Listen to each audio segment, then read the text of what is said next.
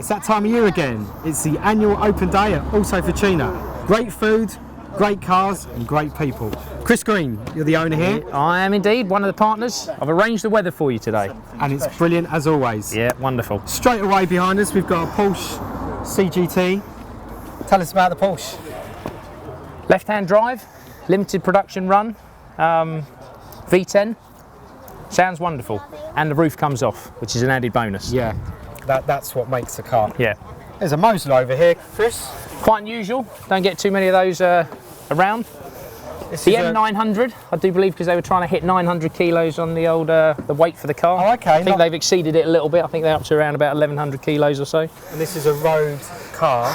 Yeah, it's really track. Exactly, yeah, race car with number plates on, I suppose. But yeah, very fast. Very fast. We've seen. We like fast cars here. We've seen this around, haven't we?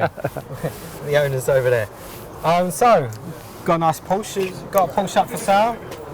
Gembella bi-turbo. Now that's a little bit different. What are you pointing at? The 4x4? The 4x4, but puts out 600 horsepower. And I have to say, fire that up, it's louder than quite a lot of the 911s. Bi-turbo? Bi-turbo.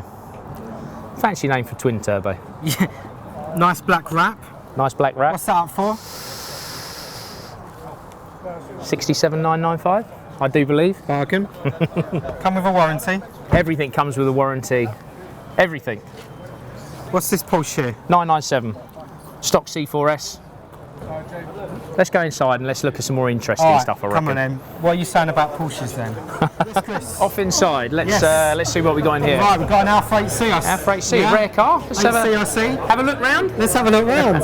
Tell us about it. Come this way. It's obviously quite a rare car. It's one of 500 in balloon white. Very similar to the Lamborghini colour we got there, which we'll probably come on to in a minute. What is this colour called? I don't know. It's brown, isn't it? It's brown. Tobacco brown. It's very in at the moment. Is it? Yeah. I'm a big fan of this car. I understand why people slag it off, but personally, I'm a big fan of the 8C. It's a 4.2 litre V8, Ferrari-derived engine. You've got paddle shift start gearbox. To drive, very similar to a 430. Very similar, yeah. Obviously, only in left-hand drive though. Right. What's an 0-60? Do you know?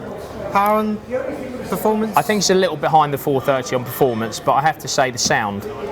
It sounds very different to the 430. Right. Very nice sounding. Very nice. Have a sit inside. Yeah, have a sit inside. Don't mind if I have a little. Have a sit inside. See how it. You've got the keys in here, Chris.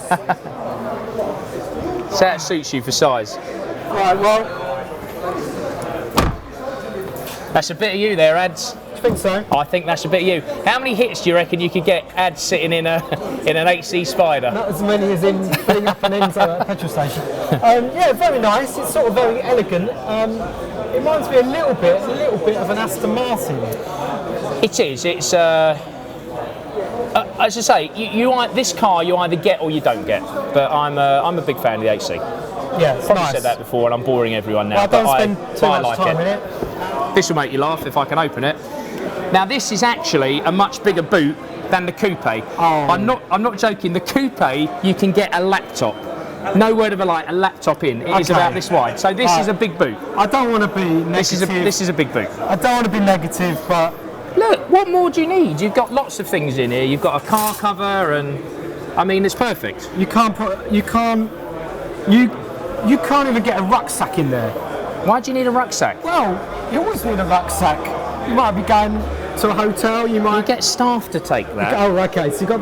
Right, okay, so basically, if you own an Alfa 8C, you also need staff with a Range Rover behind. Definitely. Let's go have a look at the bonnet. Okay, so, this is... A 4.2 litre V8. Brake horsepower? Don't know. Around about 400 brake horsepower, 450 brake horsepower I think actually. Maserati / Ferrari derived V8. It's really just 430 / 4200 and a nice set of clothes. I can't have that. You can't. I'm sorry, you can't say that. It's a 430. You can't say it's not a 430. It's prettier than a 430. Oh, we're gonna have to cut this. You can't say this is a. I'm sorry, you can't. Why not? It's not in the same league. The roof, Chris. How long will it take to put the roof up? I reckon it's going to be quicker than me trying to find the bonnet release. All right, let's have a look. Okay, well, say when, because we're going to time it. Okay. Say when. I might have to have the door shut, I'm not sure, and I don't want that to encroach on my time. Say when. Right. Right, in neutral, handbrake on, go. Okay. It looks pretty quick. Oh, hang on, that needed some help. Yes, just a little bit of manual help. Okay, 10 seconds. That's not bad. 10 seconds, but it needed some help. That's not bad, I don't think. Yes. And one of the engineers, mechanics just said, make sure the battery doesn't go flat. It's Italian, you should know that. We don't have problems with that in a 430. You have and you certainly don't have to start pulling it closed on a 430. Yeah, but that's the idiosyncrasies of an Italian car that make it an Italian car. Anyway, this shouldn't be a competition between an Alfa and a 430. There is no competition. This is a lovely car in its own right, yeah? It's a lovely car, but it's faster. It's faster than a 430. I'd have to see the stats on that. It looks better. I'd have to see this. Oh. It sounds better. It's got a slightly smaller boot. Right, I've had enough. Let's go and see the Mercy. Let's go and have a look at the Mercy. Right. LP640, Murcielago. Roadster, my cup of tea. Bang on. It is good. The roof, I have to say, not quite as fast as the Alfa. Just a little bit. Slower. Just a little bit? Just a little bit, yeah. How long would it take to put a roof on? Top Gear, listen to Top Gear, they say, but it will probably take about half an hour to put the roof on. Half an hour? It's at home. I don't have the roof here. The roof genuinely takes about 5 minutes.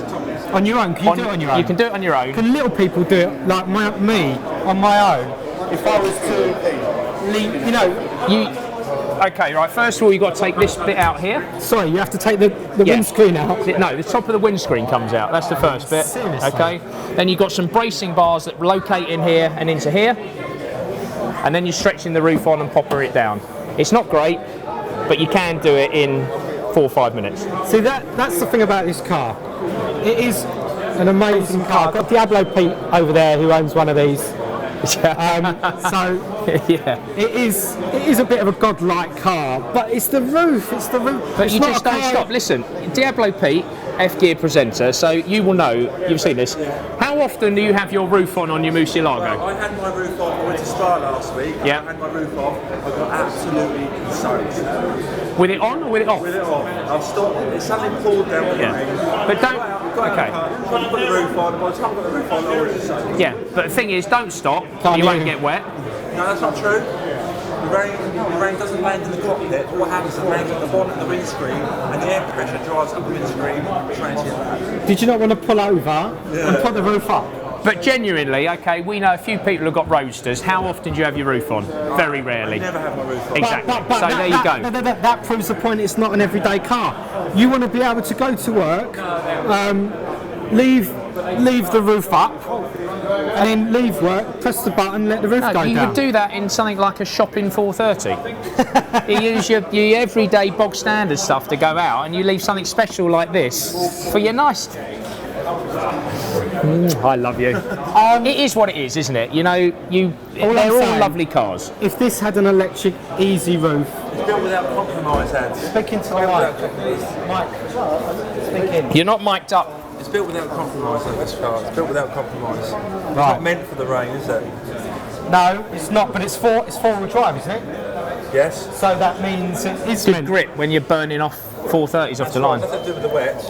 No. Four-wheel drive is with the wet. No. It's for off-roading.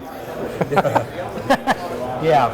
No, this is lovely. What one is this? Is the 640? It's a 640, so it's one of the last ones, yeah. 640. 0 to 60. 0 to 60, yeah, around about 3.5 seconds. Quick. 200 plus miles an hour, depending on whether the roof's on, whether the roof's off, whether you've lost it down the motorway. That's the only downside with the roof on. With the roof on, obviously, you are limited to still more than 120. yeah, about 120. So faster do you want to go? How much is this? For sale now? Yeah. You want to buy it now? No. Deal now? How much is it? £189,000. And It's done 2,000 miles. The car's like new. 2,000 miles. 2,000 miles. What was it brand new? Around about 230,000. So that's a nearly £60,000 depreciation Yeah. for 2,000 miles. Which makes it a fantastic buy now. Yeah, it Listen, does. It does. Without a doubt, I totally agree with you. what we all know about supercars is you buy them because you like the car. Well, he wants us to wrap it up, but I'm not, because I've got questions. Okay.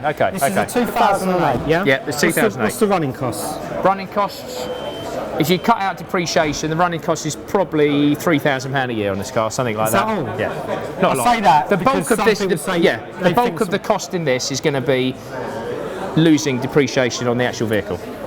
Okay, so a service with yourselves would cost how much?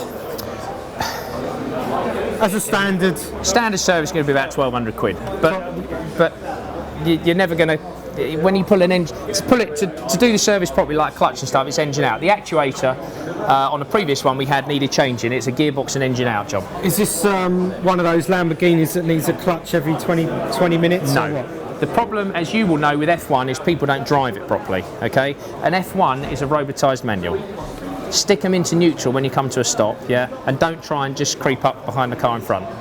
And then your F1 gearbox, your E-gear stuff, they last 30,000 miles without a problem. So basically, this amazing supercar you can have and only spend about £3,000 a year to keep it up and running.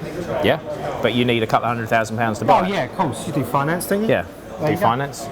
Plus the petrol. Let's go and look at something else. All right, let's have a look at something else. Chris, we've got a Noble here. We do indeed. It's a Noble M600. M600, yeah. We've actually been appointed sole service agent for the new Noble M600. Brand spanking new. Brand spanking new. This is the first left-hand drive chassis car in the world. Chassis number 5. Carbon fibre. Ideally. All carbon fibre, yeah. It's a lovely thing. Alpha 8C cherry red. So you're the only agent in the UK? Yeah, we're the only agent in the UK at the moment. We're the only agent in Europe, you could argue, because we are the first to be appointed. Obviously, there are not going to be too many of them around. I think Noble are hoping to have a production run of around about 20, ultimately, something like that a year.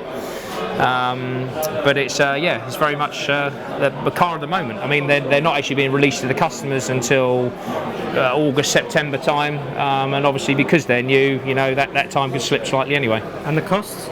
The cost around about £250,000. £250,000. Depending on how you finally spec the car. There's not too much to spec to it, but you know, whether you want a slightly different leather interior, different colours, but it is a pretty bespoke car. You can kind of have what you want. We've got Chris's Enzo behind us.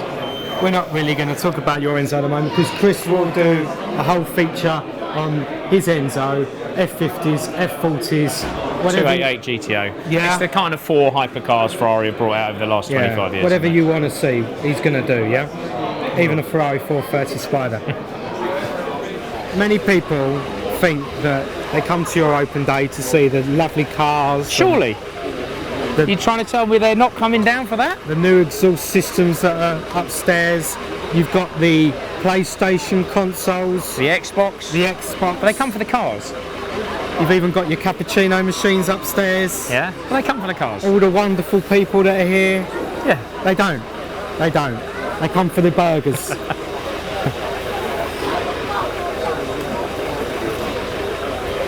Look at the queue for the burgers. The queue's actually gone down. We've got 58 kilos of mince. No one is looking at the cars. They're all eating the burgers. Oh, and ice creams. Can we skip the queue? Chris, thanks for having us again this year. It's been an absolute pleasure. Absolute pleasure. Been a great host. You're a petrol head, I'm a petrol head. It's great, isn't it? We've got like food, the burgers, the donuts. That reminds me of the Krispy Kremes. Yes. I need to go and grab a few. Okay, not for that's me. fine. And it's not birds, they're women. Okay, in Essex. No one's mentioned birds. You keep mentioning birds off camera. Okay, you said the birds. They're women. Birds. They're women. It's Surrey. Okay. When we go to Essex, we call them birds. When we come to Surrey, they're women. Right, you've got no evidence to say that. It's been a pleasure. My pleasure. Our pleasure. See you soon. Thank you.